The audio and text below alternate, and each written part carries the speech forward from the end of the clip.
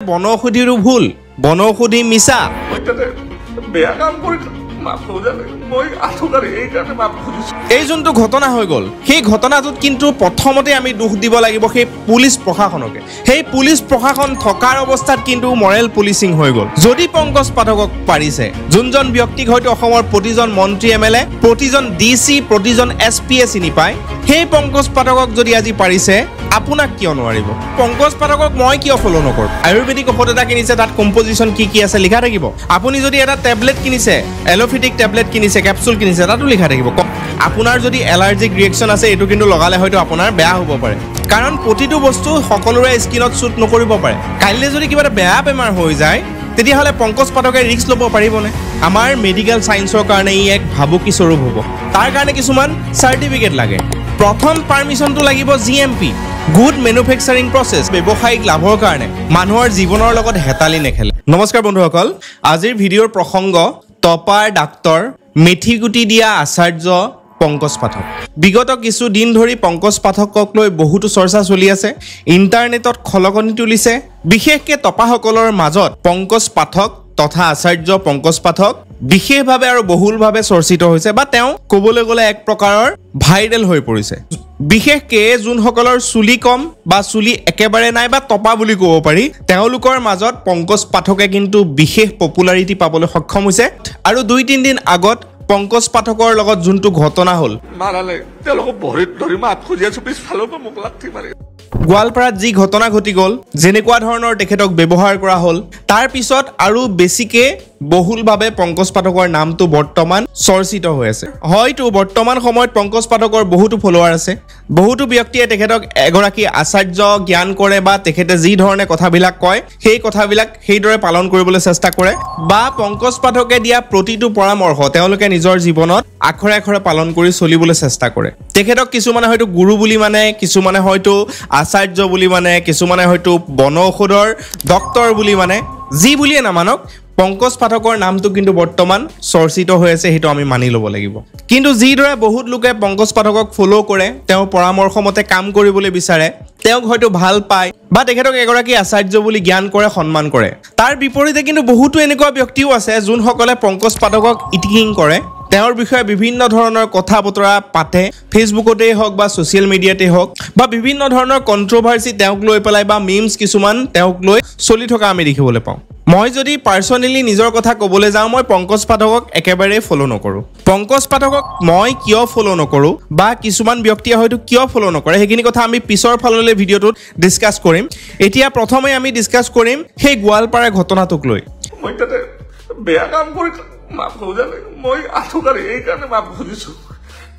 খুজিছো যাতে আমাৰ ল'ৰাকেইটাৰ প্ৰাণ বাচে সেইকাৰণে মই মাফ খুজিছো এতিয়া গোৱালপাৰা ঘটনাটো যদি আমি ডিসকাস কৰিবলৈ যাওঁ তেতিয়া হলে কিন্তু আমি তাতে তিনটা দিশ চাব লাগিব সেই গুটেই ঘটনাটো আমি তিনটা এংগুলৰ পৰা চাব লাগিব প্ৰথমটো এংগল পংকজ পাঠক তেওঁৰ ফলোৱাৰ সকল দ্বিতীয়টো এংগল হৈ গ'ল পংকজ পাঠক আৰু তেওঁক যোনসকলে বেয়া পায় হেট কৰে বা তেওঁক যোনসকলে সমালোচনা কৰে আৰু তৃতীয়টো এংগল হৈ গ'ল যোনসকলে না পংকজ পাঠকৰ কথা ভাবে না তেওঁক ভাল পায় না বেয়া পায় ক'বলৈ গ'লে তেওঁক ফলো নকৰে যেনেকৈ মই সো তিনিওটা সাইডৰ পৰা যদি আমি বিশ্লেষণ কৰিবলৈ চাওঁ তেতিয়া হলে বেলেগ বেলেগ এংগুলত বেলেগ বেলেগ কিছুমান ধাৰণা আমাৰ মনলৈ আহিব পাৰে প্ৰথম অৱস্থাত যেতিয়া ঘটনাটো হৈ গ'ল ঘটনাটো হোৱাৰ পিছত পংকজ পাঠকে ক্ষমা খুজিলে কিছুমান মিডিয়াত সেই ক্ষমাৰ কথাটো আহিলে বা সেই ভিডিঅ'টো ভাইৰেল হৈ পৰিলে যোনসকলে তেওঁক হেট কৰে বা তেওঁক ভাল নাপায় বা সমালোচনা কৰে তেওঁলোকে খুব ভাল পাইছিলে তেওঁলোকে বিভিন্ন ধৰণৰ মিমছ উলিয়াবলৈ আৰম্ভ কৰিলে সেই কথাটো লৈ পেলাই বিভিন্ন ধৰণৰ কথা বতৰা চলিবলৈ আৰম্ভ হৈ গ'ল সোশ্যাল মিডিয়াত আৰু লাহে লাহে যেতিয়া ভিতৰুৱা কিছুমান কথা বাহিৰলৈ আহিবলৈ ধৰিলে তেতিয়া অলপ এংগলটো চেঞ্জ হৈ গ'ল যেতিয়া আমি দেখিবলৈ পালো যে পংকজ পাঠকক বহুত বেয়াকৈ হেয় প্ৰতিপন্ন কৰিবলৈ চেষ্টা কৰিলে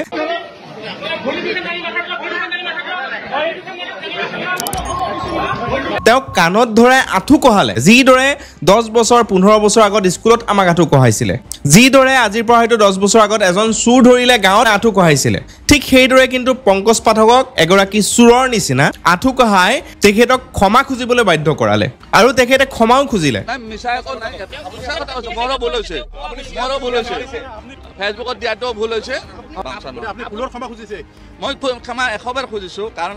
আৰু সেই ভিডিঅ'টো সোশ্যাল মিডিয়াত বহুলভাৱে চৰ্চিত হ'ল আৰু তাৰ পিছতেই গোটেই এংগলটো চেঞ্জ হৈ গ'ল যোনসকলে তেওঁক হেট কৰিছিলে তেওঁলোকৰো মনটো অলপমান বেলেগ ধৰণে ডাইভাৰ্ট হ'ল যোনসকলে বিশেষকৈ ফ'ল' নকৰিছিলে বা তেওঁক ভালো নাপায় বেয়াও নাপাইছিলে যেনেধৰণে মই তেওঁলোকৰ মাজত এই কথাটো বিশেষভাৱে আৰু বহুলভাৱে চৰ্চা হ'বলৈ আৰম্ভ কৰি দিলে আজিৰ ডেটত যদি আমি চাবলৈ যাওঁ এখন স্কুলত এজন ষ্টুডেণ্টক আমাক যেনেকৈ পিটিছিলে আমাক যেনেকৈ আঁঠু কঢ়াই থৈছিলে আজিৰ ডেটত আঁঠু কঢ়াই থ'ব নোৱাৰে যদি কোনোবা আঁঠু কঢ়াই সেই শিক্ষকজন জেলত যাব আজিৰ ডেটত মৰেল পুলিচিং লৈ পেলাই বহুত ধৰণৰ চৰ্চা চলি থাকে প্ৰশাসনে মানুহক বহুত জ্ঞান দিবলৈ চেষ্টা কৰে মৰেল পুলিচিং হ'ব নালাগে বুলি কয় যে প্ৰশাসন ইনে আছে নেকি পুলিচ প্ৰশাসন ইনে আছে নেকি বহুত ধৰণৰ জ্ঞান দিবলৈ চেষ্টা কৰে এই যোনটো ঘটনা হৈ গ'ল সেই ঘটনাটোত কিন্তু প্ৰথমতে আমি দুখ দিব লাগিব সেই পুলিচ প্ৰশাসনকে সেই পুলিচ প্ৰশাসন থকাৰ অৱস্থাত কিন্তু মৰেল পুলিচিং হৈ গ'ল পংকজ পাঠকৰ দৰে এগৰাকী জনপ্ৰিয় বুলি ক'ব লাগিব জনপ্ৰিয় ব্যক্তি হয়তো লাখ লাখ মানুহে তেওঁৰ পৰামৰ্শ মানি চলে তেখেতক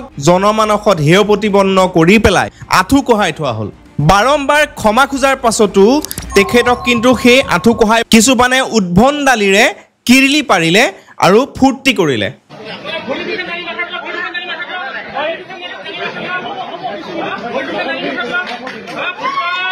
চাপৰি বজোৱা আমি দেখিবলৈ পালোঁ সেই সমাজখনত কোন কোন আছে মই কাকোৱে চিনি নাপাওঁ কিন্তু মানুহবিলাকৰ মুখবিলাক দেখি লাগে হয়তো তাত বহুতো পঢ়া শুনা ব্যক্তিও আছিলে তেনে এক অৱস্থাত এগৰাকী জনপ্ৰিয় বনৌষধি দিয়া ব্যক্তি বুলিয়ে কওক বা এজন চতুৰ বিজনেছমেন বুলিয়ে কওক তেনেকুৱা এজন ব্যক্তিক সমাজৰ আগত হেয় প্ৰতিপন্ন কৰি গোটেই অসমৰ টিভি চেনেলত দেখাই আঁঠু কঢ়াই পেলাই ক্ষমা খুজিবলৈ বাধ্য কৰালে এতিয়া ঘটনাৰ আঁৰৰ কথাটো কি মই নাজানো পংকজ পাঠক ভাল নে বেয়া সেইটো মই নাজানো কাৰণ তেখেতক মই ফ'ল'ই নকৰোঁ তেখেতক মই গুৰুত্ব দিব লাগে বুলি নাভাবোৱেই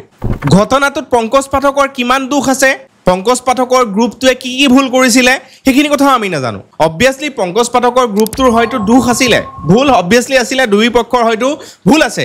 তেওঁ ক্ষমাও খুজিছে আৰু সেই ক্ষমা খোজাৰ পৰা গম পোৱা যায় যে ভুলটো আছিলে তেওঁলোকৰ যিমান ভুল হ'লেও কিন্তু যিদৰে তেখেতক আঁঠু কঢ়াই থোৱা হ'ল বা সমাজৰ আগত হেয় প্ৰতিপন্ন কৰিবলৈ চেষ্টা কৰা হ'ল ইমানবাৰ ক্ষমা খোজাৰ পিছতো তেখেতক উঠাই দিয়া নহ'ল ইম'চনেল কিবা পৰিস্থিতিত কোনোবাই হয়তো ক'লে আঁঠু কাঢ়িলে লগে লগে কিন্তু তেখেতক উঠাই দিবলৈ এগৰাকী ব্যক্তি হ'লেও আগবাঢ়ি আহিব লাগিছিলে যদি সজাই প্ৰশাসনৰ ব্যক্তি তাতে আছিলে প্ৰশাসনৰ ব্যক্তি তাত আগবাঢ়ি আহি পেলাই কিয় সাহস নকৰিলে যে পংকজ পাঠকক উঠাই দিব লাগে সেই প্ৰশাসনৰ ব্যক্তিসকলে বহুত ডাঙৰ ডাঙৰ জ্ঞান দিবলৈ চেষ্টা কৰে যে মৰেল পুলিচিং হ'ব নালাগে এনেকুৱা ধৰণৰ ঘটনা হ'ব নালাগে পুলিচ প্ৰশাসন যদি আছিলে কিয় তেনেকুৱা ঘটনা হ'ল বা যদি নাইও তাত এনেকুৱা এগৰাকীও সংবেদনশীল ব্যক্তি নোলালনে যোনে গৈ পংকজ পাঠকক উঠাই দিবলৈ সাহস নকৰিলে যোনে সেই ব্যক্তিসকলক বাধা নিদিলে এইখিনি কিন্তু বহুত ভাবিবলগীয়া কথা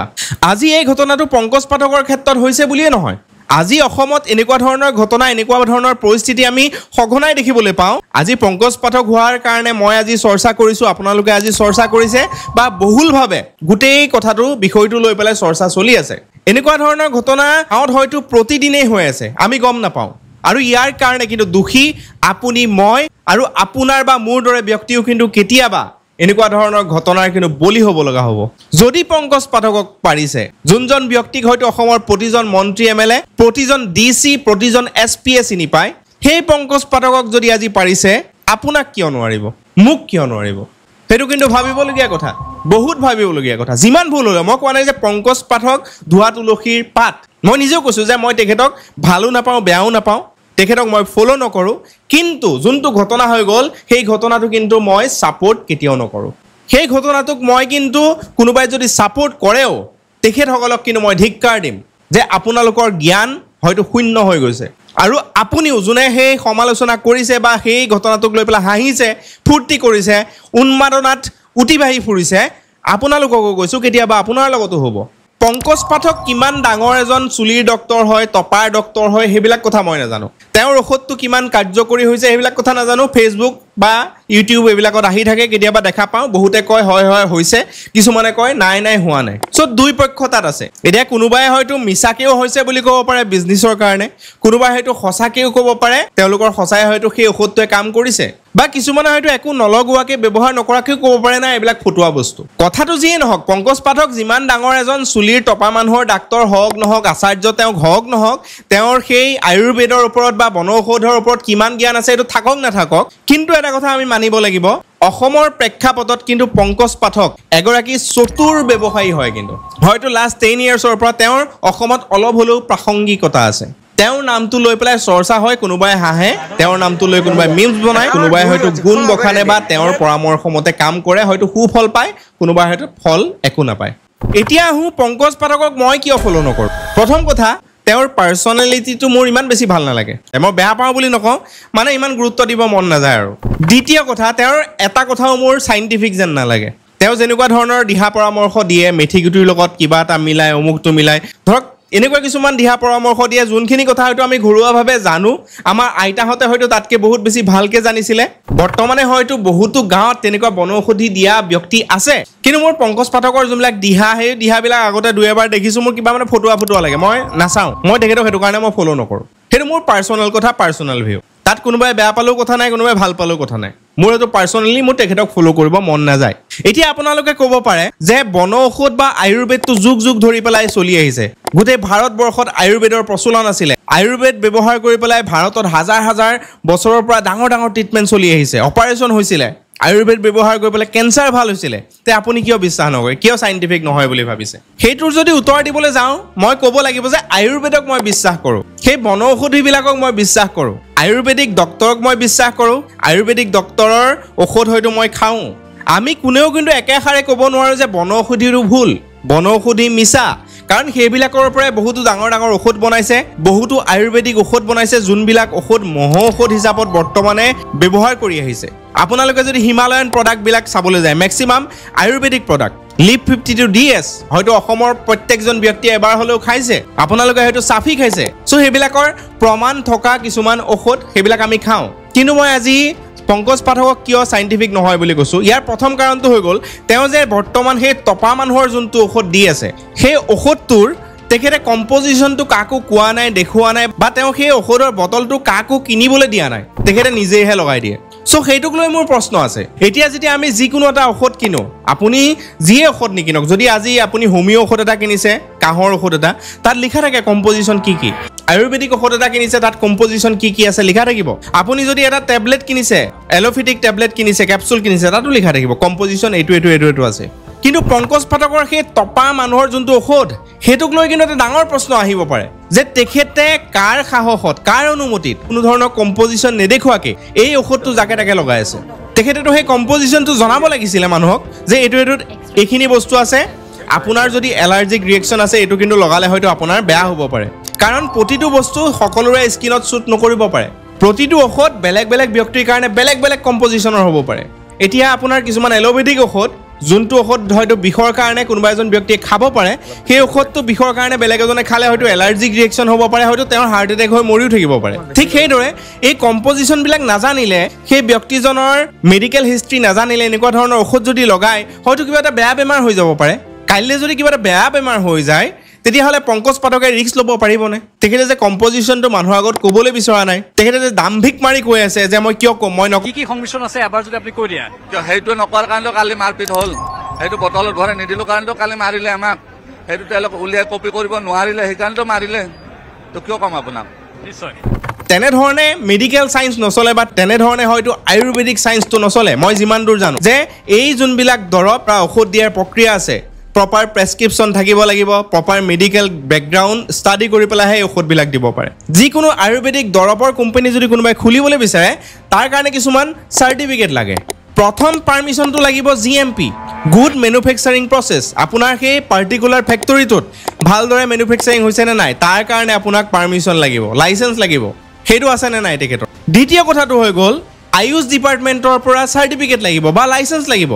আমাৰ এটা আয়ুৰ্বেদিকৰ এটা ডিপাৰ্টমেণ্ট আছে গভৰ্ণমেণ্ট অফ ইণ্ডিয়াৰ, তাৰ পৰা লাইচেঞ্চ লাগিব। তেখেতৰ সেইখন আছেনে নাই মই সেইটো নাজানো, বা এই ঔষধৰ ক্ষেত্ৰত সেইবিলাক প্ৰযোজ্য হয়নে নহয় নাজানো, কাৰণ তেখেতে কম্পজিশ্যনটো কাকো ক'বলৈ বিচৰা নাই। তৃতীয় কথাটো হৈ গ'ল চাৰ্টিফিকেট অফ ফাৰ্মাচিউটিকেল প্ৰডাক্ট। যিহেতু এইবিলাক আয়ুৰ্বেদিক প্ৰডাক্ট হ'লেও চাৰ্টিফিকেট অফ ফাৰ্মাচিউটিকেল প্ৰডাক্ট হিচাপত তেখেতে বিক্ৰী কৰি আছে, তেখেতে এক প্ৰডাক্ট বনাই পেলাই বিক্ৰী কৰি আছে, এডভাৰটাইজ কৰি আছে। সেই চাৰ্টিফিকেট অফ ফাৰ্মাচিউটিকেল প্ৰডাক্টৰ তেওঁলোকৰ পাৰ্মিশ্যন আছেনে নাই? যদি আছে ভাল কথা, কিন্তু যদি নাই তেতিয়া কিন্তু এইটো বহুত মাৰাত্মক ভুল হৈ আছে। ইয়াতে সমালোচনাৰ কথা নহয়, ইয়াতে কিবা মিমছ বনোৱা কথা নহয়, এইটো কিন্তু আমাৰ হেল্থ কেয়াৰৰ ক্ষেত্ৰত এটা ডাঙৰ চেলেঞ্জ হিচাপত কিন্তু পৰিগণিত হ'ব। যদিহে তেখেতে আয়ুষ মন্ত্ৰালয়ৰ সকলোখিনি নিয়ম নীতি মানি চলা নাই, এই চাৰ্টিফিকেশ্যনবিলাক নাই, তেতিয়াহ'লে কিন্তু আমাৰ মেডিকেল চায়েন্সৰ কাৰণে ই এক ভাবুকি স্বৰূপ হ'ব। মই কোৱা নাই যে তেখেতৰ ঔষধবিলাক বেয়া, মই কোৱা নাই যে আচাৰ্য পংকজ পাঠক বেয়া, কিন্তু মই কৈছোঁ যে তেখেতে যদি সেই প্ৰচেছবিলাক ফ'ল' কৰা নাই, মেডিকেল ছায়েন্সৰ ক্ষেত্ৰত বা আয়ুৰ্বেদিক মেডিচিনৰ ক্ষেত্ৰত যি প্ৰচেছ ফ'ল' আপ কৰিব লাগে সেইখিনি যদি কৰা নাই,